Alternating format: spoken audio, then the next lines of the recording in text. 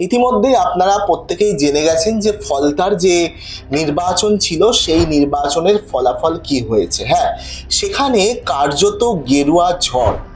রাজ্যে পালাবদলের পর পুনর্নির্বাচন, সেই নির্বাচনে একেবারে বিজেপির যে প্রার্থী ছিলেন তিনি ব্যাপক ব্যবধানে জয়লাভ করেছে। অন্যদিকে তৃণমূল প্রার্থী জাহাঙ্গীর খান ওরফে পুষ্পা, তিনি কিন্তু একেবারে চতুর্থ স্থানে চলে গেছে। হ্যাঁ, একেবারে চতুর্থ স্থানে। বামেরা উঠে এসেছে দ্বিতীয় স্থানে এবং তারপরেই কংগ্রেস, আর চতুর্থ স্থানে তৃণমূল। যে তৃণমূল গোটা দক্ষিণ চব্বিশ পরগনা এলাকা জুড়ে একসময় রাজ করত।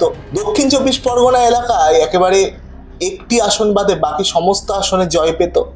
ফলতা যেখানে তৃণমূল কংগ্রেসের গড় ছিল, জাহাঙ্গীর খান পুষ্পা বাদশা ছিল, সেই ফলতায় তৃণমূল কংগ্রেসের এমন শোচনীয় অবস্থা, আগামী দিন ভবিষ্যৎ কি হবে তা তৃণমূল কংগ্রেসের নেতৃত্বরা চিন্তায় পড়েছে বলাই যায়।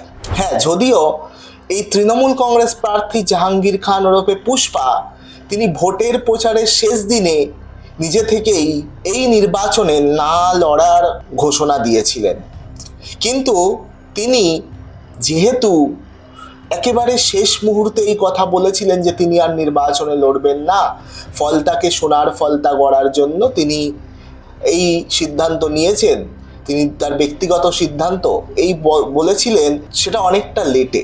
তার মধ্যে ইভিএমে তার নাম কিন্তু আর সরানো যায়নি। সেই কারণে ভোটের বাক্সে তার নাম ছিল এবং মানুষের কাছে অপশান ছিল তাকে ভোট দেওয়া, আর সেই কারণেই তিনি 7,000 মতো ভোট পেয়েছে। যদি তিনি হয়তো, অনেকের মত, অনেকে বলবেন বা আমার সাথে একমত হবেন, যদি তিনি সেদিন না ঘোষণা করতেন যে তিনি নির্বাচন ছেড়ে পালিয়ে যাচ্ছেন, নির্বাচন করবেন, এটা বলতেন যে হ্যাঁ আমি নির্বাচনে থাকবো, লড়বো শেষ মুহূর্ত পর্যন্ত, সেক্ষেত্রে হয়তো 7,000-এর থেকে হলেও কিছুটা বেশি ভোট এই পুষ্পা তিনি কিন্তু পেতে পারতেন। মানুষ অনেকে বামকে ভোট দিয়েছে, কংগ্রেসকে ভোট দিয়েছে। কেন? কারণ তারা দেখছে যে তৃণমূল কংগ্রেস প্রার্থী তো নিজেই বলে দিয়েছে ভোটে তিনি আর লড়তে চান না, তাহলে তাকে দিয়ে ভোটটা আর কি লাভ, তাই তারা বামেদের কে ভোট বেছে নিয়েছে। সেই কারণেই বামেরা একেবারে দ্বিতীয় স্থানে চলে এসছে আর কংগ্রেস তৃতীয়। একটু আপনাদের রেজাল্টের যে ট্রেন্ডটা, মানে কে কত পেয়েছে নাম্বারটা আমি একটু আপনাদেরকে বলে দিই। প্রথমে বিজেপি প্রার্থী তিনি ছিলেন দেবাংশু পান্ডা, তিনি মোট ভোট পেয়েছে 1,49,666। ইলেকশন কমিশনের একেবারে ওয়েবসাইট থেকে বলছি, এই তথ্য কিন্তু সঠিক ধরে নেওয়া যায়। 1,49,666 ভোট পেয়েছে বিজেপি প্রার্থী এবং জিতেছেন হচ্ছে মার্জিন কত, 1,09,021, মানে 1,09,000 মার্জিনে বিজেপি প্রার্থী তিনি জিতেছেন। এরপর সিপিআইএম, যারা দ্বিতীয় পজিশনে এসছে, communist party of India, 40,645 vote পেয়েছে। কংগ্রেস, আব্দুর রাজ্জাক মোল্লা তিনি প্রার্থী ছিলেন, তিনি পেয়েছে 1,084। এরপর যে পুষ্পা জাহাঙ্গীর খান, তিনি ভোট পেয়েছেন 7,783।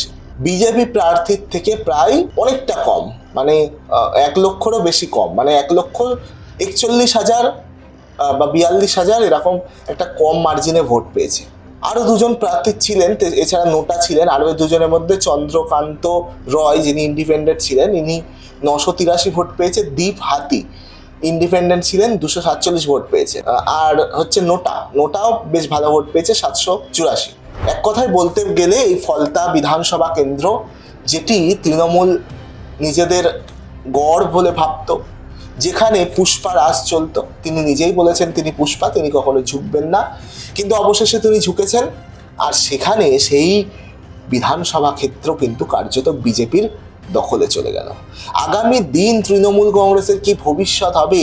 এবং আরও একটা বিষয়, এই ফলতার পুনর্নির্বাচন থেকে বামেরা তাদের যে হারানো জমি, একসময় বামেদের দাপটিত ছিল এই বাংলায়, বামেরা 2026 নির্বাচনে ভালো ফলাফল করেছে বহু জায়গায়, আগের থেকে বেটার। আবার এই নির্বাচনে ফলতায় বামেরা দ্বিতীয় পজিশনে উঠে এসছে। আগামী দিন কি তাহলে বামেরা গোটা রাজ্যে বিরোধী আসনে উঠে আসবে? 5 বছরের মধ্যে বামেদের সমর্থনে বহু মানুষ কি এগিয়ে আসবে? বামেরা তৃণমূলকে পিছনে ফেলে এগিয়ে আসবে? এই সমস্ত প্রশ্ন কিন্তু আজকে ঘুরপাক খাচ্ছে রাজনৈতিক মহলে। আগামী দিন কি হবে সেটা অবশ্যই আগামীতে জানা যাবে। তবে তৃণমূল কংগ্রেস অবস্থা তাদের খুবই শোচনীয়, এটুকু আমরা বলতে পারি। এবং বিজেপি এই বাংলায় একটা ভালো জায়গা করে নিল, এটা কিন্তু বলাই যায়। বলবেন আপনাদের মতামত, জানাবেন কমেন্ট বক্সে। নজর রাখুন N24 টিভি, আবার আসবো নতুন কোনো প্রতিবেদনে।